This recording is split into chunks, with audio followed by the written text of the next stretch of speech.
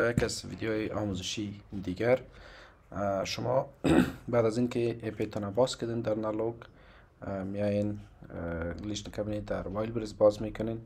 خب چند چیز مهمی که اول براتون میگم این است که شماره تلفنی که قبلا در او وایلدبرز ساخته نشده باشه یک شماره میگیرین و او شماره رو وارد میکنین و صفحه اول وایلدبرز براتون میایه. در این صفحه شما باید 30,000 روبل پرداخت کنین تا که لیست کابینت وایلدبرز بر شما باز شود. سابقا که بود 10,000 روبل بود، اما چند وقت میشه از 10,000 به 30,000 روبل ارتقا یافته. خب بعدش وقتی که شما این پرداخت کردین در مینویسه براتون که در 3 روز کاری، یعنی که روزهای رخصتی نباشه، لیست کابینت وایلدبرز برای شما باز میشه. خب بعد از که باز شما پرداخت کردین نسترایی کس ببینید ما همه ای اتپا را پیش رفتیم.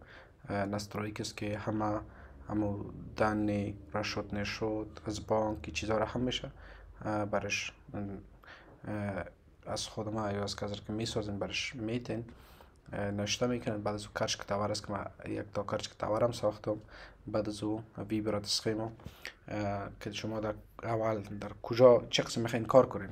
مثلا فی بی اس داره، فی بی او داره، ویترین داره، چندین نوع اسخیم رابط است که مثلا در اول فی بی اس میگیرین، مالایتون میپرتین، زگاز که آمد روان میکنین و بعد از اینکه زگازایتون بسیار شد، مثلا اگر خواستین که پستاف جور کنین، بازو چی است؟ بازو چی جور میشه؟ فی بی او. خب این اسخیم رابطتون انتخاب میکنین. بعدش اسکلات است که باید اسکلاتتون انتخاب کنین تا ای که مالایتون معلوم دار باشه که در کجا روان میکنین. مثلا اگر در مسکو باشین کلید نزدیک در استال است، پادولسک است، هر جایی که روان میکنین. این علامه‌ای که به شکل تکمار آمده یا سادسایی، اینا اینه که همیشه این تپا رو ما پیش رفتیم. این لیست کابینت برای کسی نو باز کردیم.